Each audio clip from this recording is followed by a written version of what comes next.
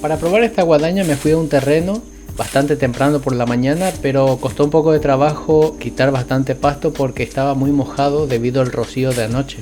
Sentía que peinaba más el pasto que cortarlo, así que esperé hasta la tarde cuando el sol está más fuerte y me fui a un terreno distinto en donde no hay árboles y por ende no le da la sombra en ningún momento. Y ahí el pastizal era más seco, me costó mucho menos trabajo de cortar, es más, yo diría que fue bastante fácil cortarlo.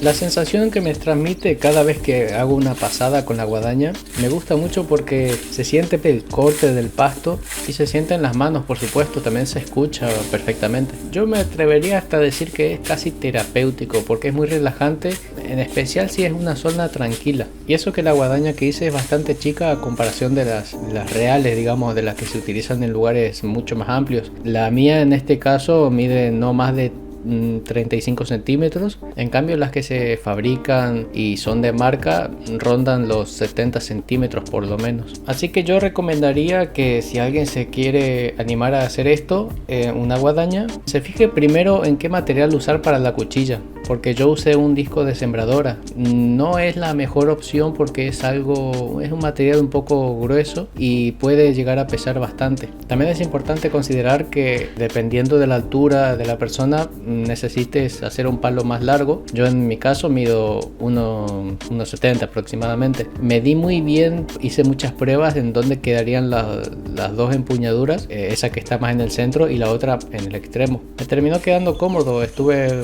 una hora por lo menos jugando, digamos, entre comillas, con la guadaña y me alegro porque pienso dársela a mi viejo que mide lo mismo que yo, el largo de brazo, altura, entonces también le va a quedar cómodo a él. Voy a dejar en la descripción como siempre el diseño. Si quieren hacer una guadaña más óptima, que haga un trabajo mejor, usen un diseño de mayor tamaño, un acero de menor grosor y yo creo que les va a salir una mejor guadaña que de la que hice yo. También en la descripción todas las herramientas que usé y las especificaciones. Agradezco mucho su visita, espero que les haya gustado el video y nos estaremos viendo la próxima. Hasta pronto.